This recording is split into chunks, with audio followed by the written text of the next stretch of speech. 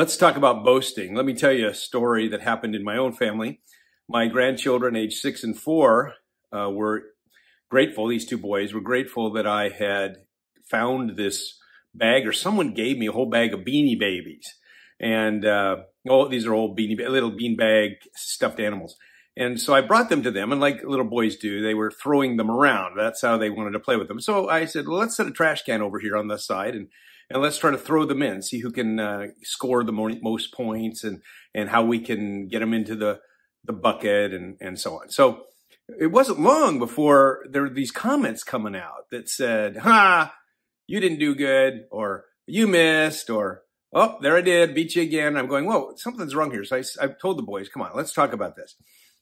Because the Bible says he wants to be greatest in the kingdom of God, needs to learn to be the least. If you want to be first, you need to be last, this idea. And so we talked about that. And I said, well, what's a way that you could encourage me if I throw and I miss?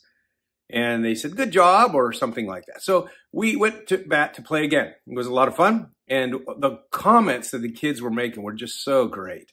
It was a positive way of reframing the whole thing and doing some practicing in this area of boasting. Let's not boast. Because when you're boasting, then you're competing and comparing yourself to other people. And that's just not what we do. Our job is to encourage each other and to build others up.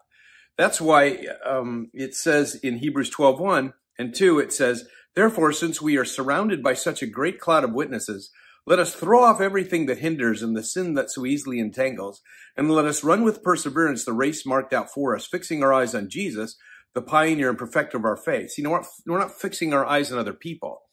We're not saying, I did better than you.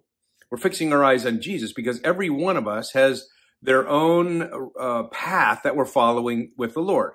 Certainly, there's a lot of rules that God gives us that we follow, but then there's these many changes that we make. There's a uniqueness that we have, and so we function differently. And there's no boasting that can take place in the kingdom.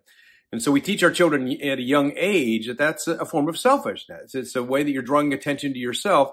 And it radically changes you when you think about other people. And it is so powerful in a family when a child learns how to think about other people. One boy I was working with, he's 10 years old, and he just called himself the new Joey. Because now, instead of creating all this tension in the family, he was thinking about other people. And his mom asked him, what's the secret to your success here that you're doing so well? And that's what he said. He says, well, I've learned how to think about other people, and just remarkable change in his life. They had to do some practice to get there, but he had now developed this new self-concept. It's a self-concept that doesn't compare one to somebody else, but God has given you a steward of your specific gifts and talents and abilities and challenges. You're a steward of all of those things as you come before the Lord, and so there's no room for boasting. So boasting is a problem. We want to challenge it straight on.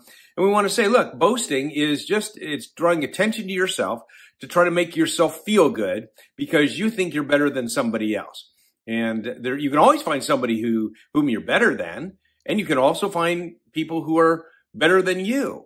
But we don't do that. We're not looking to compare ourselves one to another. We're looking at the ability to follow Jesus Christ. He's the one we follow. That's where our eyes are fixed, because God has this unique running path for us. We're on that path and we're following him, and we're asking him to lead us. And when we come to that conclusion, some great things happen in the process. So that's what it looks like when we are focusing on the Lord and not boasting. And our kids need to learn what that looks like even at a young age.